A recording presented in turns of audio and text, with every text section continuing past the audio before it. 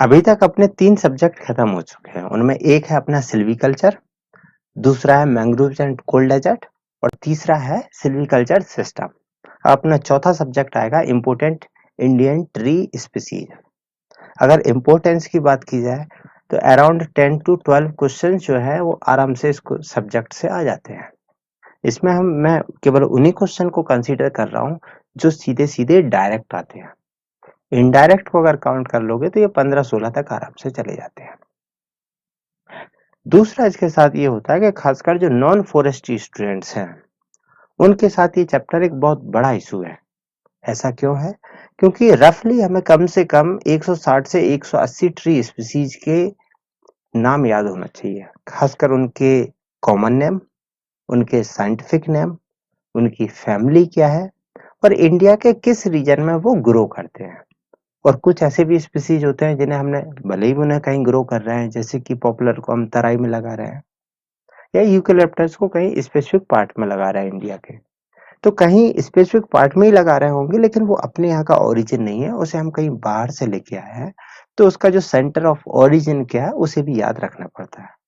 इसके साथ साथ अगर उस स्पीसीज के कोई स्पेसिफिक प्रॉपर्टी हो, कोई स्पेसिफिक तरीके से नाइट्रोजन फिक्सिंग कर रहा है या कोई प्लांटेशन से रिलेटेड इशू हो, तो उससे रिलेटेड जो एनी कोई स्पेसिफिक कैरेक्टर होगा उसे भी याद रखना पड़ता है।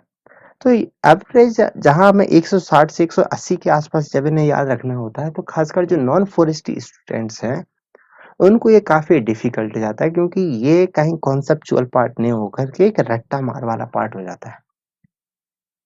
दूसरा इशू, अब अगर मैं आपको ये सब्जेक्ट पूरा एक साथ पढ़ा दूं, मतलब एक पहले प्लांट से शुरू करूं और लास्ट में अगर 180 तक चला जाऊं, तो आपके साथ क्या होगा कि ये रट्टा मार वाला सिस्टम इतना ज्यादा हो जाएगा कि इसी के ओवरबर्डन में दब जाओगे, सिलेबस अपना आगे नहीं बढ़ पाएगा।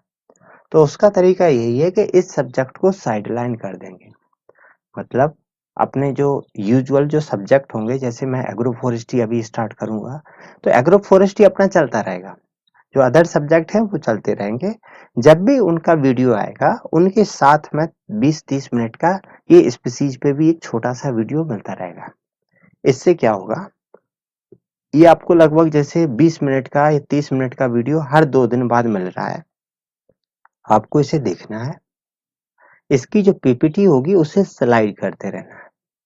तो आपके पास ये है कि जैसे पीपीटी जो है वो आपको 20 या 30 जो स्लाइड की एक पीपीटी होगी, आपको अगले 2 दिन जब भी टाइम मिलता है उसे स्लाइड करते रहो, तो अगले 2 दिन आपको केवल वो 20 पीपीटी पर ही ध्यान देना है। ज्यादा कुछ नहीं होगा, उसमें 10-12 नाम होंगे, प्लांट के बारे में उनका डिस्क्रिप्शन होगा। तो इस टाइप से इस सब्जेक्ट को 10-12 पीपीटी में कवर करेंगे। तो इस टाइप से आपको हर पीपीटी के रिवीजन के लिए लगभग 2 दिन मिल रहे होंगे। तो आपको वो 2 दिन तक इसे स्लाइड करते रहना है, जिससे कम से कम 2 दिन में वो 10 पेड़ों के नाम याद हो जाए। तो अगले जो अपने 20-25 दिन जो सीरीज चलेगी उसमें आप ये 170-180 तक पहुंच जाओगे। यही एक तरीका है जिसे सिंप्लीफाई हम याद रख सकते हैं, और कोई इसको तरीका नहीं है। इस वीडियो में अभी हम लगभग 10-11 स्पीसीज को कवर करेंगे और धीरे धीरे करके करते जाएंगे। तो चलते हैं आगे। तो पहला अपनी जो स्पीसीज आएगी वो आएगी टीक। टीक को हम जनरली क्या बोलते हैं, अपन बोलते हैं सागवान। अगर नॉर्थ इंडिया में या सेंट्रल इंडिया में जैसे एमपी में चले जाओ जहाँ टीक फॉरेस्ट है, तो टीन को साकू या सागवान के नाम से बोलते हैं। लेकिन अपना जो पर्पज है वो है इसका साइंटिफिक नेम। साइंटिफिक नेम क्या है? Tectona grandis. ये काफी कई बार पूछा जा चुका है कि टीक का साइंटिफिक नेम क्या है। दूसरा पूछा जाता है इसकी फैमिली क्या है, तो फैमिली है वर्बिनेसी। वर्बिनेसी। अब कई बार थोड़ा कंफ्यूजन हो जाता है। तो देखो टीक का है, स्टार्ट किससे हो रहा है? टी से, और फैमिली शुरू हो रहा है वी से, तो ये हो गए टीवी, टेलीविजन। तो आप याद रखो टीक की है परवदेशी। ये कंफ्यूजन नहीं होना चाहिए, क्योंकि इसमें सबसे ज्यादा क्वेश्चन गलत होते हैं। ऐसा क्यों? क्योंकि दूसरा स्पीसीज है वो है साल, और साल की जो फैमिली है वो है डायप्टेरोकार्पेसी। तो ये साल एस से शुरू होता है, उसकी फैमिली है डायप्टेरोकार्पेसी, तो ये है एसडी। तो ये है टीवी और ये है एसडी। ऐसा ना करना कि टिक की फैमिली डायप्टेरोकार्पेसी में घुस जाती है और साल की बर्बनेसी आ जाती है, तो ये उल्टा हौच-पौच जो होता है उससे बचना है। तो याद रखना है टी वी टेलीविजन, टिक की है बर्बनेसी। नेक्स्ट क्वेश्चन जो कभी-कभी आता है वो आता है टिक की ओरिजिन से, कि टिक का ओरिजिन क्या है। अगर हम इंडिया में देखें तो ये रहा अपना देश का नक्शा, तो यहाँ पर है 24 डिग्री नॉर्थ लैटिट्यूड, तो यूजुअली जो टिक ग्रो होता है वो इसी में उगता है। दूसरा अगर इधर बात की जाए तो ये म्यांमार है वो इस रीजन में भी ग्रो करता है टिक। और अपने यहाँ इंडिया के कंपेयर में म्यांमार में जो कंडीशन है वो ज्यादा फेवरेबल है टिक के लिए। ऐसा क्यों है? क्योंकि जो अपने यहाँ से साउथ वेस्ट मानसून जो जाता है वो सीधा यहाँ म्यांमार में इंटर करता है, इधर से जो हिली रीजन है तो काफी अच्छा रेनफॉल करता है, तो टी को यहाँ रेनफॉल बहुत अच्छी मिलती है। हॉट जो जो इसे हॉट और वार्म और ह्यूमिड क्लाइमेट चाहिए वो काफी अच्छा मिलता है। तो टीक अगर क्वालिटी के हिसाब से बोला जाए तो इंडिया की टीक के कंपेयर में म्यांमार में टीक ज्यादा बेटर क्वालिटी का है। एक यही वजह है कि जो ब्रिटिश ने जो म्यांमार पे अटैक्स किए थे वो यही टीक की वजह से किए गए थे। नेक्स्ट अगर डिस्ट्रीब्यूशन की बात की जाए तो मैं डिस्ट्रीब्यूशन पे हम डिस्कस कर ही चुके हैं। अब टिक से रिलेटेड जो क्वेश्चन आते हैं उनमें आता है उसका नेचुरल और आर्टिफिशियल रीजनरेशन का।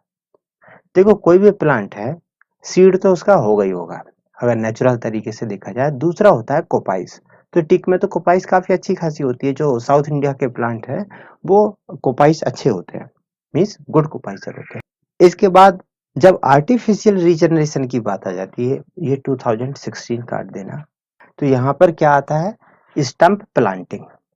तो ये काफी बार पूछा जा चुका है कि स्टंप प्लांटिंग हम किस में करते हैं। तो आपको उस टाइम पे भी बोला था, एक टर्म तो आपको पता होना चाहिए कि स्टंप क्या है। जो बताया था कि ये सूट वाला पॉइंट है, ये रूट वाला है। लगभग 20 से 25 सेंटीमीटर लंबा जो रूट सूट वाला जंक्शन वाला पार्ट होता है जिसे अपन स्टंप बोलते थे। और किस में करते थे? एक इसमें आता था अपना टीक, दूसरा ऑप्शन था डलवर्जिया शिशु, और एक तीसरा भी है मेलाइना। तो यहाँ 3 प्लांट है जिसमें स्टंप प्लांटिंग काफी अच्छी खासी करते थे। यहाँ टीक से रिलेटेड एक बात और थी, खासकर उसके सीड से। सीड में थी डोरमेंसी, कौन सी थी? हार्ड सीड कोट की, क्योंकि इसका जो सीड था वो काफी हार्ड होता था, काफी ज्यादा हार्ड था। तो जो हार्ड सीड कोट डोरमेंसी है उसे रिमूव करने के लिए हमें क्या करना था? अल्टरनेट वेटिंग एंड ड्राइंग जो करना पड़ता था, उससे भी क्वेश्चन आते हैं। अब अगर आपको टिक की ये फैमिली समझ में आ गई तो इसी फैमिली का एक प्लांट और है जिसे अभी मैंने यहाँ पर बोला था मेलाइना वो। इसे साउथ इंडिया में क्या बोलते हैं? गम्हारी, गम्हार। इसका नाम क्या है? मेलाइना अर्बोरिया। इसे गम्हारी के साथ साथ एक बात और एक टर्म और यूज करते हैं, वो है सिवन साग, सिवन साग या व्हाइट टीक, सफेद टीक। सफेद टीक क्यों बोलते हैं? क्योंकि मेजोरिटी जो इसकी प्रॉपर्टी है वो बिल्कुल टीक के सिमिलर है, जैसी टीक की प्रॉपर्टी वैसी ही इसकी है। तो अगर टीक के जैसी प्रॉपर्टी है तो क्या होगा? स्टंप प्लांटिंग हम टीक में करते हैं, इसमें करते हैं। रिमेनिंग जहां जहां टीक आ जाएगा वहां मेलाइना अर्बोरिया लगा देने का। टीक भी स्ट्रॉन्ग कोपाइसर है, ये भी स्ट्रॉन्ग कोपाइसर है। उसकी भी सीड की डोरमेंसी है, इसमें सीड की इतनी बड़ी डोरमेंसी नहीं होती है। इसमें जैसे ये पल्पी सीड है, टीक में ऐसा नहीं होता है, इसमें बीच में ये सीड निकल आया। ठीक है, तो सीड वाला मुद्दा छोड़ दो, रिमेनिंग चीजें काफी ज्यादा सिमिलर होती है, खासकर वुड की प्रॉपर्टी के बेस पे। और स्टंप प्लांटिंग इसमें आ गया, तो इसकी फैमिली क्या रहेगी? वर्बनेसी। तो वर्बनेसी फैमिली के आपको 2 प्लांट याद रहेंगे, एक रहेगा अपना टीक और दूसरा रहेगा मेलाइना, मेलाइना अर्बोरिया। ये दोनों ही नाम याद रखना है। और मेलाइना अपने यहाँ कहाँ उगता है? अगर इसका डिस्ट्रीब्यूशन देख लिया जाए मेलाइना अर्बोरिया का, तो ये अपना जो मैप है, तो ये साउथ इंडिया तो अपना है ही पूरा, म्यांमार वाला रीजन है और इधर इंडोनेशिया वाले रीजन तक चला जाता है। अब इस पे क्वेश्चन देख लेते हैं एमपीपीएससी का। उन्होंने पूछा था कि कौन सा ट्री है जो बर्बनेसी फैमिली से बिलोंग करता है। तो इसमें जो ऑप्शन है वो अपना है मेलाइना अर्बोरिया। इस फैमिली के अपन को 2 ही प्लांट याद रखने हैं, एक टीक और दूसरा मेलाइना। इससे ज्यादा के चक्कर में नहीं पड़ना है। अब अपनी आ जाती है दूसरी फैमिली, वो है साल। साइंटिफिक नेम है वो है सोरिया रोबस्टा, और फैमिली है डायप्टेरोकार्पेसी। देखो डायप्टेरोकार्पेसी का एक मुद्दा है, डाई पटेरो। डाई का मतलब हुआ दो, और पटेरो का मतलब हुआ विंग, मीन्स पंखे। तो ये जो फैमिली है वो कैसी है कि इसके जो सीड होते हैं, सीड में दो विंग तो होंगे ही, कम से कम दो विंग्स होंगी। किसमें? सीड में। इसका मतलब क्या हुआ? सीड में। इस फैमिली के जितने भी प्लांट है उनके सभी के सभी सीड क्या होंगे? एयर से स्प्रीड होंगे। और जो एयर से स्प्रीड सीड होते हैं उनको क्या बोलते हैं अपन? एनिमोचोरी। तो जो साल है उसमें एनिमोचोरी होती है। डायप्टेरोकार्पेसी का जो भी प्लांट होगा सब में एनिमोचोरी होगी। तो साल की फैमिली एक बात पूछी जाएगी आपसे, डायप्टेरोकार्पेसी। अब इसमें मैंने जैसे बोला कि कंफ्यूजन नहीं होना है। लोगों को कंफ्यूजन एक तो टिक की फैमिली में आता है, टिक की फैमिली है वी से वर्बनेसी, और साल की है डायप्टेरोकार्पेसी। तो इसका अपना बन जाता है टीवी, और इसका बन जाता है एसटी। रिमेनिंग इसकी जो प्रॉपर्टी है कि इसका कहाँ है कहाँ पर नहीं है, डिस्ट्रीब्यूशन वगैरह। तो जैसे टीक अपना साउथ इंडिया में ग्रो हो रहा था, साल कहाँ होगा? नॉर्थ इंडिया में। ये अपनी जो लाइन रही ये है 24 डिग्री नॉर्थ लैटिट्यूड की। दूसरा, टीक और साल में अगर डिफरेंस की बात की जाए तो जहाँ टीक जो है वो है डेसिडुअस का, डेसिडुअस नेचर का, मतलब गर्मियां आई इसकी पत्तियां झड़ जाती हैं। जबकि यही साल जो है वो लगभग एवरग्रीन है। एवरग्रीन मैंने लगभग क्यों बोला? क्योंकि कुछ ड्राई लोकेलिटी में भले ही वो 15-20 दिन के लिए पत्तियां गिरा देता है, ज्यादातर जो लोकेलिटीज हैं जो नदियों के किनारे हैं तो वहां पर ये एवरग्रीन ही कैरेक्टर है। तो इसलिए ये हम एवरग्रीन ही करते हैं, लेकिन एवरेज चलता है उसका थोड़ा बहुत। रिमेनिंग है जैसे कि अपना टीक लाइट लाइट डिमांडर है, ये भी लाइट डिमांडर है, मीडियम साइज दोनों ही है, मतलब मीडियम साइज मीन्स 10 से 15 मीटर की। रिमेनिंग चीजें वही चलती रहेंगी। अब अगर साल से रिलेटेड कोई क्वेश्चन आता है तो वो आता है इसके डाइंग बैक फिनोमेना पे। इसे मैं पहले भी बता चुका हूँ कि साल में डाइंग बैक फिनोमेना होता है। इसके साथ इशू क्या है कि अगर नेचुरल जो फॉरेस्ट है नॉर्थ इंडिया के, अगर उनमें आपने साल लगा दिया तो साल वहां लगता है, ग्रो हो जाएगा, लेकिन जो आसपास की वीड है वो उसे हरा देगी। तो जब ये हर हर जाता है तो ये क्या करेगा? अपने प्लांट को डेथ कर देगा। लेकिन उसकी रूट वाला जो पार्ट है वहां थोड़ा लिग्नो ट्यूबर जैसी कंडीशन बन जाती है, लेकिन और वो वहां पर वापस जिंदा रहेगा। मीन्स ये जैसे सॉइल है, इसका जो अपर स्टेम पार्ट है और ये जो उसका अंडरग्राउंड पार्ट है, तो अंडरग्राउंड पार्ट जिंदा रहता है, ऊपर का ये डेड कर जाएगा लेकिन ये जिंदा रहेगा, और फिर अगली साल उससे फिर नई सूट की ग्रोथ हो जाएगी। तो इस टाइप से क्या होता है कि इसका ये जो चलता रहता है, अगले 10-15 साल में जिस दिन इससे अच्छी कंडीशन मिल जाएगी उस साल ये ग्रोथ कर जाएगा। तो ये डाइंग बैक जो फिनोमेना है इसका क्वेश्चन किससे रिलेटेड रहेगा? आपके साल से। तो साल को आपको एक तो याद रखना है डिस्ट्रीब्यूशन, दूसरा याद रखना है कि एवरग्रीन है, तीसरा इसकी फैमिली डायप्टेरोकार्पेसी, और चौथा ये जो डाइंग बैक फिनोमेना है वो। अब अगर आपको साल याद हो गया तो साल की फैमिली डायप्टेरोकार्पेसी है। तो जैसे अपने टिक की मेलाना देख लिया था, वैसे इस फैमिली का एक प्लांट और देख लेते हैं। यह है डायप्टेरोकार्पस एलेटस, जिसे यहाँ पर बोलते हैं जरूल या गुर्जन। गुर्जन बोलते हैं, जारूल छोड़ दो, गुर्जन बोलते हैं इसे। ये भी अपने यहाँ जो आसाम वाले रीजन है उसमें काफी अच्छा खासा ग्रो करता है। कौन सा? डायप्टेरोकार्पस एलेटस। अब इससे रिलेटेड एक क्वेश्चन देख लेते हैं कि स्पीसीज बिलोंग टू डायप्टेरोकार्पेसी। तो कौन है? अपना सूर्य रोबस्टा हो गया। इनकी यहाँ पर लगा दिए, ये धीरे धीरे करके अपने एक एक करके आएंगे स्पीसीज, जब आएंगे तब देख लेंगे ना। दूसरा यहाँ पर जैसे ये 11 में पूछा, 14 में अगेन पूछ लिया कि साल की फैमिली क्या है। तो साल की क्या है? एस डी, मतलब डायप्टेरोकार्पेसी। ये बर्बनेसी से कंफ्यूजन नहीं होने का, ये अपनी टिक की है। अक्सर लोगों को यही कंफ्यूजन हो जाता है, इसलिए वो टिक लगा के चले जाते हैं। उन्हें लगता है कि क्वेश्चन राइट हो गया, लेकिन वो गलत हो जाता है। तो अपना क्या हो गया? टीक हो गया, साल हो गया, और उनके साथ साथ दो दो स्पीसीज और हो गए। अब अपनी जब नॉर्थ इंडिया में पहुंच गए हैं और साल को डिस्कस कर लिया, तो उसके साथ एक और डिस्कस कर लेते हैं, वो है पॉपुलर। कुछ लोगों को कन्फ्यूजन था कि ये तराई क्या है, जिसे मैं बार-बार बोलता रहता हूँ। ये है अपना हिमालय। हिमालय में कौन-सा है? अगर इसे शिवालिक मान लो, ये मिडल हिमालय और ये ग्रेटर हिमालय। तो जो शिवालिक है उसके पास का एक बेल्ट है। इस जो एलुवियल जो बेल्ट है ना पास का, इसको बोला जाता है तराई। जो इससे लगा हुआ है फुट हिल जोन वाला रीजन है, उसे तराई बोला जाता है। यहाँ पर जो स्पीसीज एक यूएसए से इंट्रोड्यूस की गई, कहाँ से? अमेरिका से, यूएसए से। इसे वहां पर बोलते थे पॉपुलर, पॉपुलस डेल्टोइस, पॉपुलर।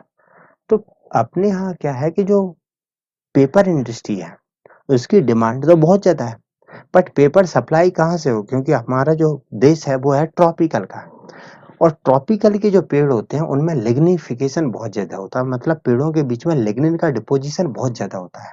और इसकी वजह से हमारे पेपर इंडस्ट्री है, जब वो लिग्निन निकालते हैं, इसके बाद फाइबर निकालेंगे उससे, तो वो लिग्निन को निकालने में बहुत पैसा बर्बाद रहता है, क्योंकि केमिकल बहुत लगता है। तो हम चाहते हैं कि कॉनिफर्स टाइप के प्लांट हो जो सॉफ्ट वुड के हो, जिससे उनमें लिग्निन ना मिले। तो इस टाइप का हमें प्लांट चाहिए था जो कॉनिफर्स टाइप का हो। तो वो अपन कहाँ से लेके आए? अमेरिका से। उसका नाम था पॉपुलर, और उसे हम लोगों ने कहाँ लगाया? इस तराई रीजन में। तो जो सेंचुरी पेपर मिल वगैरह है वो यहीं पे तराई रीजन में ही है। तो काफी अब पूरे पूरा बेल्ट ही कवर कर रखा है। यहाँ उसने लगभग हरियाणा पंजाब से शुरू हो जाता है और यहाँ वेस्टर्न यूपी तक के एरिया में ये पूरा फैला हुआ है पॉपुलर की इंडस्ट्री। अगर आपसे पॉपुलर के बारे में बात की जाए तो एक तो इसका पॉपुलर का साइंटिफिक नेम पूछ लेते कि इसका क्या है, तो ये है पॉपुलस डेल्टोइड्स। ये देखो साइंटिफिक नेम जो होता है उसमें आगे का होता है जीनस, जीनस और पीछे का होता है वो है स्पीसीज। तो स्पीसीज अपने यहाँ जो उगा रहे हैं वो है डेल्टोइड्स। ऐसा भी नहीं कि अपने यहाँ सभी जगह डेल्टोइड्स ही है, कुछ और भी स्पीसीज हो सकती है, लेकिन बेसिकली जो अपन उगा रहे हैं वो है डेल्टोइड्स। इसकी फैमिली जो है वो है सैलिकेसी। सैलिकेसी किसकी फैमिली है? पॉपुलर की। सैलिकेसी से ऐसा लग रहा है कि ये सैलिक्स की फैमिली है, सैलिक्स। तो क्योंकि एक्चुअली ये सैलिक्स से ही नाम ड्राइव्ड है, क्योंकि सैलिक्स की भी यही फैमिली है। नेचुरल रीजनरेशन कैसे करेंगे? हर प्लांट की तरह इसका सीड से होगा, लेकिन क्योंकि अपने यहाँ जो रीजनरेशन होता है वो तो आर्टिफिशियल होता है। तो खासकर पॉपुलर के लिए जो अपने यहाँ याद रखना है वो याद रखना है इसकी कटिंग। खासकर हम 2 या 3 साल ओल्ड, खासकर 2 ईयर ओल्ड कटिंग लेते हैं, लगभग वो 3-4 मीटर की हो जाती है। तो उस कटिंग को हम लगा देते हैं। स्पेसिंग यूजुअली हम 4 मीटर ले लेते हैं या 3 मीटर बाय 3 मीटर की स्पेसिंग पे अपने खेतों में लगा देते हैं इसे।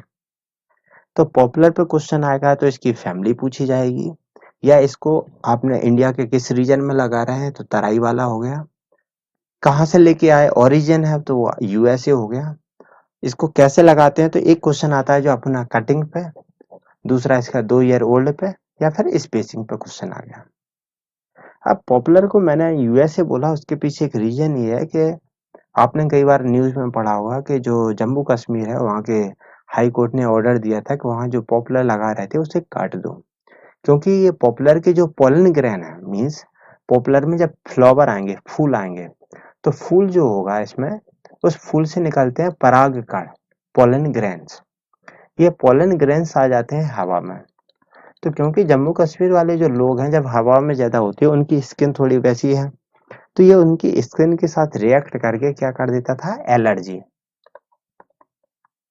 एलर्जी की समस्या इसने खड़ी कर दी। अब अगर आपकी स्किन पे एलर्जी है तो उसे कई बार हैंडल किया जा सकता है, लेकिन अगर आपने उसे सुड़क लिया, एयर के साथ अंदर लंग्स में चली गई, तो आपको दिक्कत आ जाती है। तो ये एलर्जी के काफी ज्यादा इशू होता है, हुआ था, इस वजह से वहाँ की हाई कोर्ट ने उसे काटने का बोल दिया। लेकिन मैं ये क्यों बता रहा हूँ, क्योंकि वहां पर न्यूज में एक टाइप से इसका जो कॉमन नेम कर रखा उन लोगों ने, वो बोलते थे इसे रसियन पॉपुलर। लेकिन इस ये पॉपुलर रसिया से नहीं आया, लेकिन रसियन पॉपुलर जम्मू कश्मीर वाले बोल रहे थे। इसलिए मैंने आपको इसे बार बार एम्फेसाइज किया कि ये यूएसए का है, ना कि रसिया का। अब पॉपुलर की फैमिली है सेलिकेसी, तो एक प्लांट और है जो इसी सेलिकेसी से लगा हुआ है। जैसे कि यहाँ पॉपुलस एल्बा है, मैंने बोला कि जैसे डेल्टोइड्स है वैसे ही एल्बा है, इसमें और ज्यादा कुछ ध्यान देखने की जरूरत नहीं है। ये एल्बा प्लांट है, इसे देख लेना, इसकी लीफ वगैरह। अब जो इसी फैमिली का जो एक और प्लांट है उसे देख लेते हैं, वो है अपना सेलिक्स। Salix Elba. सेलिक्स को कई बार बोल चुका हूँ, कहाँ लगाते हैं अपन, लद्दाख के से लगा हुआ जो अपना जम्मू कश्मीर का रीजन है, लद्दाख वाला भी रीजन है, तो उसमें एफोरेस्टेशन के लिए काफी ज्यादा इस स्पीसीज को यूज कर रहे हैं, किसे, सेलिक्स को। खासकर मैंने बोला था कि जो जम्मू कश्मीर में श्रीनगर के आसपास की जो क्रिकेट बैट इंडस्ट्री है वो कर रही है पोलार्डिंग। पोलार्डिंग एक्सपेरिमेंट किस पे करते थे वो, सेलिक्स पे, क्योंकि सेलिक्स के ही वो क्रिकेट के जो बैट है वो इसी की लकड़ी के बनाते थे जो हल्के हैं, और पूरी पूरी एक इंडस्ट्री डेवलप हो चुकी है। तो सेलिक्स एल्बा की फैमिली क्या है, सेलिकेसी। पॉपुलर की फैमिली क्या है, सेलिकेसी। सेलिक्स इंडिया में कहाँ ग्रो कर रहा है वो आपको रीजन समझ में आ गया। रिमेनिंग जो चीज है वो यहाँ पर पढ़ लोगे तो काफी कुछ समझ में आ जाता है, इतना कुछ है नहीं इसमें। अब इसके बाद अपनी अगली फैमिली में आ जाएगा अपना यूकेलिप्टस। ये भी काफी अक्सर अपने जो रोड हैं उनके किनारे काफी प्लांटेशन किया गया है। तो यूकेलिप्टस की स्टोरी से पहले आपको ध्यान होगा कि मैंने आपको बोला था कि यूकेलिप्टस जो अपना पहला चैप्टर था, मीन्स जिस दिन अपनी पहली क्लास हुई थी, तो उस दिन जो पहला पॉइंट था उसमें यही था कि यूकेलिप्टस को इंडिया में सबसे पहले टीपू सुल्तान ने इंट्रोड्यूस किया था। बाद में ब्रिटिश लेके आए और उन्होंने इस नीलगिरी रेंज के आसपास जो है उस टाइम पे उसमें जो मद्रास था, मद्रास प्रेसिडेंसी थी, तो उन्होंने प्लांटेशन की थी। तो क्योंकि 1843 में प्लांटेशन की थी तो इसलिए यहाँ पर बोलते थे कि plantation plantation forestry started in India. India में प्लांटेशन फॉरेस्ट्री कब स्टार्ट हुई, तो 1843 हम इसी वजह से नाम दे रहे थे। अगर यूकेलिप्टस की बात की जाए तो आपके आसपास वाले लोग, क्योंकि ये जो बाहर की वार्क है उससे सफेद सफेद दिखता है तो लोग बोलते हैं इसे सफेदा। और क्योंकि इंडिया में सबसे पहले इंट्रोड्यूस किया गया नीलगिरी रेंज में, जब नीलगिरी रेंज में ये स्टेबलाइज हो गया, वहां उग गया, तो फिर अपने देश के जो अलग अलग स्टेट हैं उनमें जब ये पहुंचाया गया तो कहां से पहुंचा गया, नीलगिरी से। तो इसलिए इसका नाम पड़ गया नीलगिरी। एक क्वेश्चन आता है इसकी ओरिजिन पे, तो ये कहाँ का ओरिजिन है, ये है ऑस्ट्रेलिया का। ऑस्ट्रेलिया से अपने यहाँ ले आया गया था। दूसरा क्वेश्चन आता है इसकी फैमिली पे, दर क्वेश्चन आया है कि इसकी फैमिली क्या है। तो यूकेलिप्टस की जो फैमिली है वो है मेरिटेसी। मैंने आपको यूकेलिप्टस के साइंटिफिक नेम का इसलिए नहीं बोला क्योंकि इसकी बहुत सारी स्पीसीज अपने यहाँ ले आई गई। जीनस जैसे बोला यूकेलिप्टस, सभी का जीनस तो यूकेलिप्टस होगा, लेकिन पीछे जो स्पीसीज है वो अलग अलग होगी। जैसे यूकेलिप्टस कैमेल्डुलेंसिस, अब कैमल जो टर्म है, कैमल कहाँ होते हैं, राजस्थान के रेतीले एरिया में, तो ये जो है सेमी एरिड रीजन में अपन लगाते हैं कैमेल्डुलेंसिस को। जो मोस्ट कॉमन अपने यहाँ जो लगता है वो है अपने यहाँ टेरिटी कॉर्निस, यूकेलिप्टस टेरिटी कॉर्निस। इसे हम ज्यादातर पूरे इंडिया में लगाया जाता है। लेकिन जो हाई रेनफॉल एरिया है जैसे कि वेस्टर्न घाट वाले हैं या अपना मेघालय वाले रीजन है जहाँ ज्यादा रेनफॉल हो रही तो वहां लगाया जाता है यूकेलिप्टस ग्रांडिस। ग्रांड मतलब बड़ा, जहाँ ज्यादा रेनफॉल चाहिए, क्योंकि इसे रेनफॉल बहुत ज्यादा चाहिए होती है, वाटर ज्यादा चाहिए होता है। और आजकल जो पॉपुलर जो पेपर इंडस्ट्री में है वो तो ये यूकेलिप्टस हाइब्रिडा और यूकेलिप्टस टेरिट्रिकॉनिस, ये दोनों स्पीसीज को काफी अच्छा खासा यूज कर रहा है। तो ये तीन चार स्पीसीज है यूकेलिप्टस की, उसकी फैमिली मेरिटेसी है और ऑस्ट्रेलिया से आया है। इतना याद हो गया यूकेलिप्टस के बारे में तो काफी कुछ हो गया। अब इससे रिलेटेड जो उसके नेचुरल और आर्टिफिशियल रीजनरेशन है तो वो मैंने आपको बताया था कि देखो, नेचुरल रीजनरेशन इसका इंडिया में जनरली नहीं हो पाता है, इसका केवल नीलगिरी रेंज जो है वहीं पे इंट्रोड्यूस किया था और वहीं पे नेचुरली हो पाता है, उसके बाहर नहीं हो पा रहा है। बात करें अगर कोपाइस की तो ये कई बार देखा जाता है कि जब अपन यूकेलिप्टस के प्लांट को कट कर देते हैं तो उससे यहाँ कोपाइस निकल आती है। तो कोपाइस ठीक है, फेयर कोपाइस है, बहुत स्ट्रॉन्ग तो नहीं है लेकिन कोपाइसिंग एबिलिटी है इसमें। अब अपने जो क्वेश्चन आते हैं वो आते हैं इसके यूज पे। खासकर इंडिया में जो पॉपुलर लगाया जाता है वो लगाया जाता है पेपर और पल्प इंडस्ट्री के लिए। इसके साथ साथ इसकी जो लीव्स हैं, लीव्स से ऑयल निकलता है जिसे बोलते हैं citronella leaves oil. Citronella grass होता है, लेकिन यहाँ इसी टाइप से जैसे सिट्रोनेला लीव्स ऑयल है, इसमें यूकेलिप्टस होता है, ये सिट्रोनेला नहीं है, ये सिट्रियोडोरा है। यूकेलिप्टस सिट्रियोडोरा, सिट्रोनेला ग्रास होता है, ये ग्रासेस है, ये ग्रास है। तो यूकेलिप्टस की जो लीव्स है उसे बोलते हैं सिट्रियोडोरा लीव्स ऑयल, इसके लीव्स से ऑयल निकलता है। दूसरा यूकेलिप्टस से रिलेटेड एक इशू और है जिस पे अक्सर क्वेश्चन आए हुए हैं, वो है एलिलोपैथी। एलिलोपैथी ये क्या होता है? वैसे एग्रो फॉरेस्ट्री में पढ़ेंगे कि जो प्लांट होते हैं इनकी जब पत्तियां नीचे झड़ के गिर जाती हैं जमीन पे तो पत्तियों का क्या होता है? विघटन, डिसइंटीग्रेशन, टूटती है। तो जब ये टूटती हैं तो कुछ टाइप के केमिकल्स को ये रिलीज करेंगे और वो केमिकल्स नीचे जो जमीन में पहुंच जाते हैं, वो केमिकल्स जो नीचे उग रहे होते हैं प्लांट है उनकी ग्रोथ को रिटार्ड करते हैं, उनकी ग्रोथ को घटाते हैं, उन्हें बढ़ने नहीं देते हैं। तो इस टाइप का जो नेगेटिव इफेक्ट छोड़ते हैं उसे बोलते हैं हम एलिलोपैथिक इफेक्ट या एलिलोपैथी। तो यूकेलिप्टस काफी ज्यादा अच्छा करता है इस पे। दूसरा एक ऑयल और है यूकेलिप्टॉल, यूकेलिप्टॉल ऑयल है, तो वो भी हमें यूकेलिप्टस से मिल जाता है। अब यूकेलिप्टस से ज्यादा याद नहीं रखना है कुछ, इतना जो करना था वो कर दिया है। मेन मुद्दा है कि इस फैमिली के, मेरिटेसी फैमिली के और कौन कौन से प्लांट है जिनका हमें काम आ सकता है।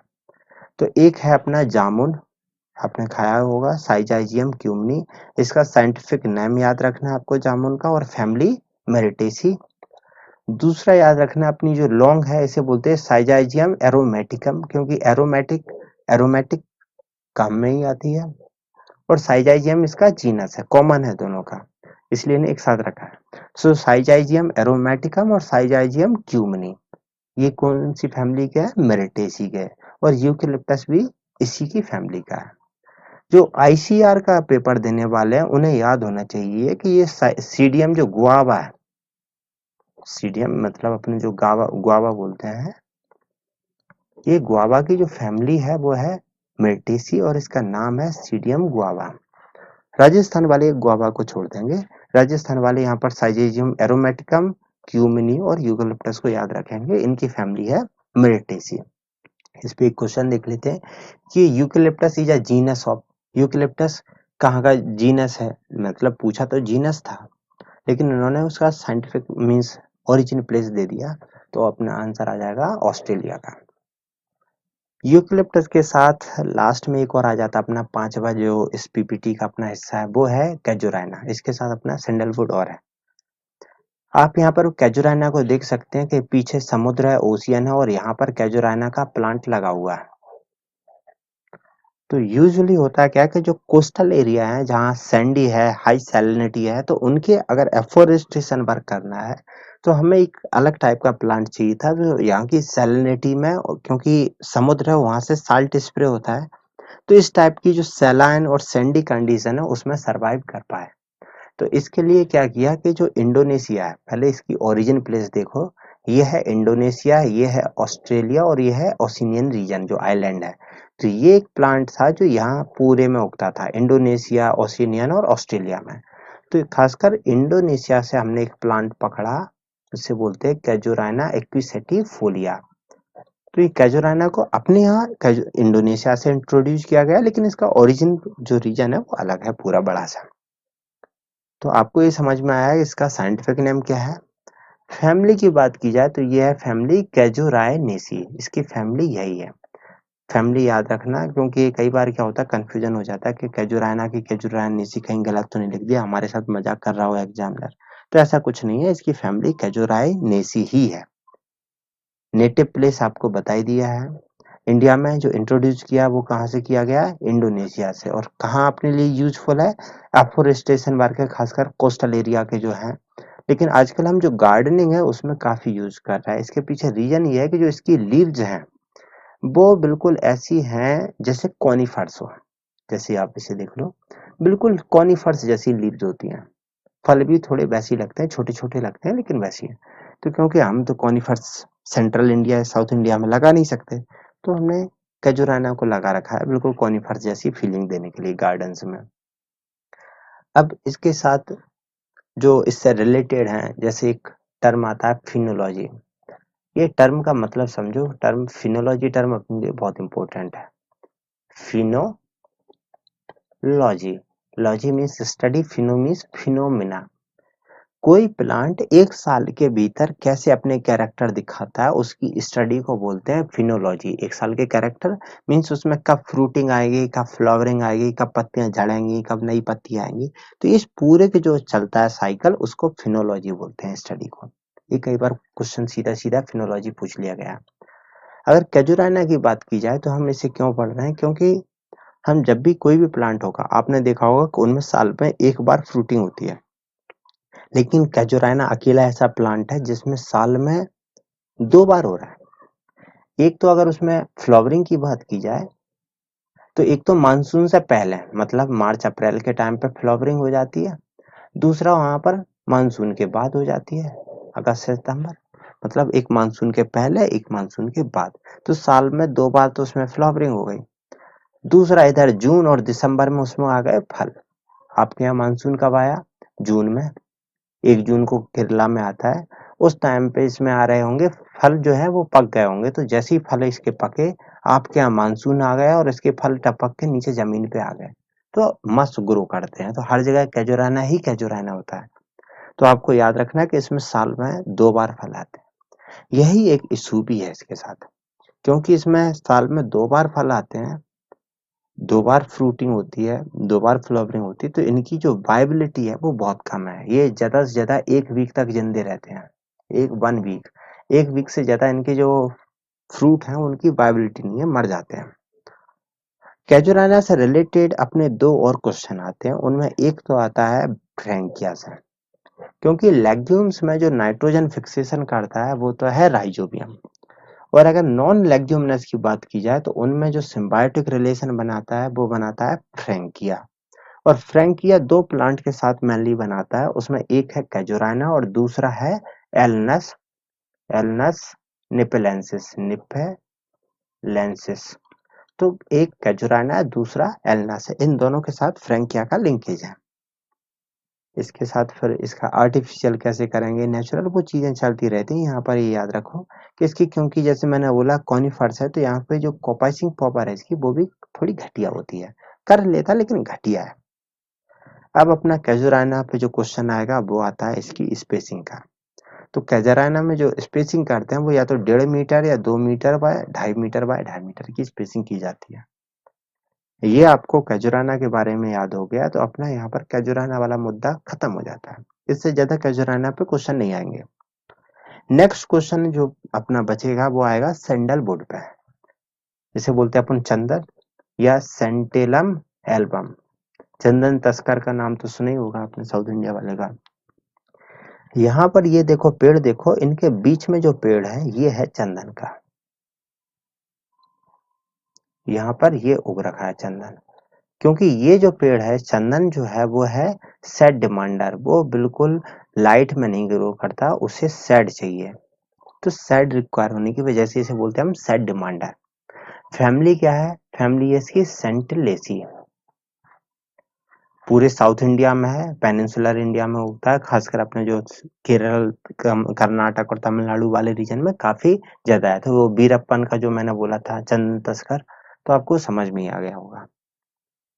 अब चंदन का जो भी चलता रहेगा, आप अगर यहाँ पर अपने लिए जो मतलब की चीज है वो है, एक तो चंदन छाई में उगता है तो इसे ज्यादा धूप का वो इशू है नहीं, तो ये एवरग्रीन ट्री होता है। बस एक तो ऑप्शन आपको ये याद रखना है कि चंदन है वो एवरग्रीन है। दूसरा, अगर आपसे कभी क्वेश्चन अगर सॉइल का आ जाए तो इंडिया में जब आप सॉइल टाइप पढ़ोगे तब आपको ये बता दिया जाएगा कि साउथ इंडिया में अगर आप ऐसा डायग्राम बनाओगे तो ये वाले जो रीजन है यहाँ की जो सॉइल है वो है रेड सॉइल। तो ये चंदन जिस रीजन में उग रहा है वो रेड सॉइल वाले रीजन में उग रहा है। तो ये तो कोई ज्यादा इशू है नहीं कंफ्यूजन का जो आपको करे। इसमें फ्लावरिंग कब हो रही है ये कोई याद रखने की जरूरत नहीं है कि फ्लावरिंग फ्रूटिंग कब है, इससे अपन को ज्यादा कुछ है नहीं। बस एक तो याद रखो ये लाइट डिमांडर नहीं है, इसको याद रखो, ये गलत लिख दिया है। ये लाइट डिमांडर नहीं है, ये है सैड डिमांडर। आपको सैड डिमांडर याद होना चाहिए। दूसरा, ये एवरग्रीन है। अब चंदन का जब भी नाम आएगा वो आता है इसकी पैरासिटिज्म पे। सबसे ज्यादा जो क्वेश्चन आएगा वो इसकी पैरासिटिज्म पे आएगा, और दूसरा आता है इसकी स्पाइक डिजीज पे। पहले पैरासिटिज्म समझते हैं कि सैंडल क्या है कि इसकी खुद की औकात नहीं होती है कि जमीन से ये पूरी तरह से न्यूट्रिएंट और वाटर को एब्जॉर्ब कर ले। तो इसे क्या होता है कि कोई दूसरा पड़ोसी प्लांट ढूंढता है जिसकी जड़ों पे ये लग जाता है, और वहां से इसकी जड़ों से जो प्लांट है वो तो पानी और मिनरल्स एब्जॉर्ब कर ही रहा होगा, तो ये उसकी रूट से ये पानी और मिनरल्स ले लेता है। मतलब दूसरे ने कनेक्शन किया, इसने उसके कनेक्शन में से कनेक्शन कर लिया। तो यहाँ क्वेश्चन क्या आएगा, ये प्लांट जो मैन प्लांट जो न्यूट्रिएंट और वाटर खुद कर रहा है इसे बोलते हैं अपन होस्ट, जो मैन प्लांट है। और दूसरा प्लांट जो इस पे डिपेंड है यानी कि चंदन अपना है उसे बोलते हैं पैरासाइट। तो इस प्लांट को बोलते हैं होस्ट, इस प्लांट को बोलते हैं पैरासाइट। ये देख रहे हो कि पैरासाइट ने ये कुछ तो अपनी खुद की रूट से कर रहा है, कुछ ये इसकी रूट से अटैच करके होस्ट की से ले रहा है। और ये किसकी कैसे ले रहा है, यहाँ पर ये स्ट्रक्चर है जिसे बोलते हैं होस्टोरिया। होस्टोरिया को ऐसे समझते हैं, ये है तो फंजाई का होस्टोरिया बता रहे हैं यहाँ, लेकिन आप बेसिक समझ सकते हैं कि जैसे इसकी जो रूट है यहाँ से कुछ एक फिंगर लाइक स्ट्रक्चर बनती है और जो इसके सेल के साथ जुड़ के यहाँ से न्यूट्रिएंट को एब्जॉर्ब करना शुरू कर देती है। तो ये किससे करते हैं, होस्टोरिया से। अब चंदन के बारे में क्या है, पहली बात तो आपको समझ में आ गई कि ये क्या है, पैरासाइट। लेकिन कौन सा पैरासाइट, जड़ का या स्टेम का, तो ये क्या है, रूट पैरासाइट। लेकिन आपको पता है कि ये पूरा का पूरा खुद नहीं ले रहा है, मतलब कुछ तो खुद भी कर रहा है, पूरा का पूरा उसी पर डिपेंड नहीं है। तो इसे हम बोल सकते हैं सेमी सेमी रूट पैरासाइट। तो अपना चंदन से रिलेटेड जो भी एग्जाम्पल आएगा वो सेमी रूट पैरासाइट ही आपसे पूछा जाएगा। यहाँ ऑब्लिगेटरी का मतलब ये होता है, पार्शियल यानी कि सेमी रूट पैरासाइट, ये ऑब्लिगेटरी का जुड़ा, इसका मतलब ये है कि ये नेसेसरी नहीं है। अगर तुम नहीं दोगे तो इसका मतलब ये नहीं कि चंदा का पेड़ मर जाएगा, बस रहेगा, कमजोर सा रहेगा, वो प्रॉपरली ग्रोथ नहीं कर पाएगा, प्रॉपर बढ़ेगा नहीं। लेकिन अगर आप उसे दे दोगे तो वो सही से ग्रोथ कर पाएगा। तो ये obligatory partial root parasite, partial मतलब सेमी। दूसरा, चंदन से रिलेटेड जब भी बात आती है तो वो आती है उसमें एक डिसीज की, जिसे बोलते हैं सैंडल स्पाइक।